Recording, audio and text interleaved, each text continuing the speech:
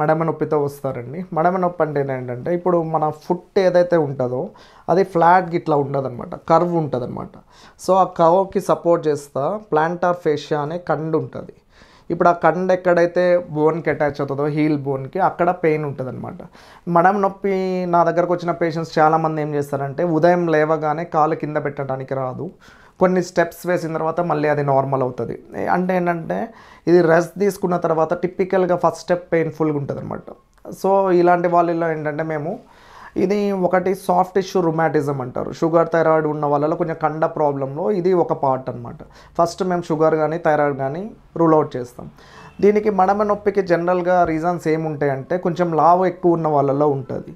ఇంకొకటి ఏంటంటే ఎక్కువసేపు కంటిన్యూస్గా నుంచునే ఉన్న వాళ్ళు, సపోజ్ ఆర్మీ పీపుల్, టీచర్స్ ఎక్కువసేపు నుంచున్న వాళ్ళలో కంటిన్యూస్ ప్రెషర్ పడి ఈ ప్లాంటార్ ఫేషియాటిస్ కానీ ఈ మడమ నొప్పులు కానీ వస్తాయి.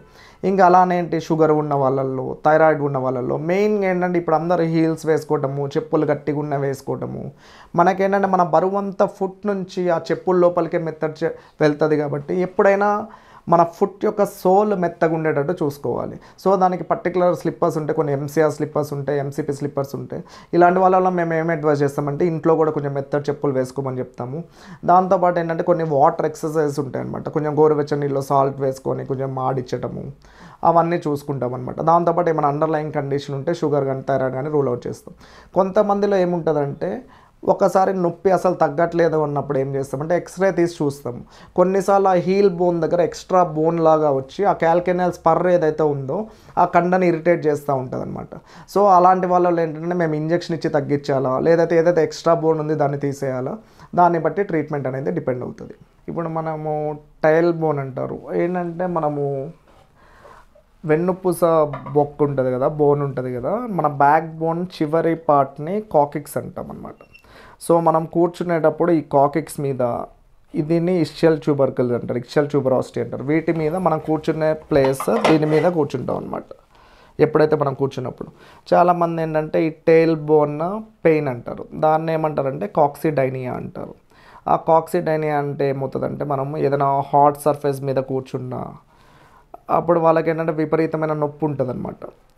వీళ్ళలో ఇది ఎందువల్ల వస్తుంది, కొంతమంది ఏంటంటే అప్పుడప్పుడు ఏమైనా డ్యామేజ్ అయింది, సపోజ్ ట్రామాటిక్ అంటారు, సడన్గా కూలబడ్డప్పుడు ఇట్లా కూలబడినట్టు హాట్ సర్ఫేస్కి హిట్ అయినప్పుడు ఏమవుతుందంటే ఇక్కడ కొంచెం బ్రేక్ అయినట్టు అవుతుంది అనమాట, కాకిక్స్ ఫ్రాక్చర్ అంటారు. కొన్నిసార్లు ఏమవుతుంది ఈ కాకిక్స్ బోన్ మొత్తంలో ఏంటంటే సాక్రోకాకిజల్ జాయింట్ ఉంటుంది, ఇంట్రాకాకిజల్ జాయింట్ ఉంటుంది, అది కొంచెం పక్కకి జరిగినట్టు అవుతుంది అనమాట.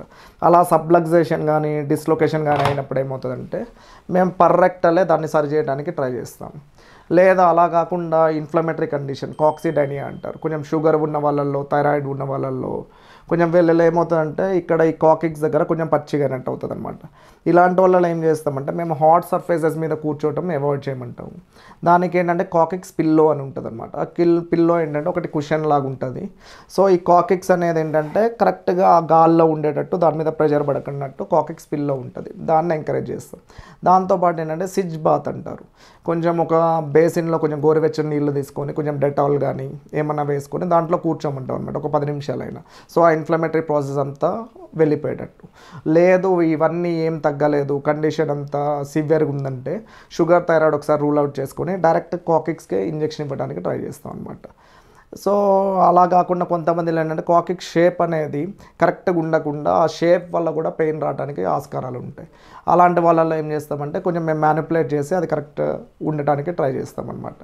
ఇంకా కొంతమందిలో ఏమవుతుందంటే ఈ నరాలని శాంతింపజేసి కొన్ని ఇంజెక్షన్స్ ఉంటాయి, అదే ఇంజెక్షన్ మేము సిఎం కంట్రోల్లో థియేటర్లో ఆ ఇంజెక్షన్స్ ఇచ్చి తగ్గించడానికి ట్రై చేస్తాము.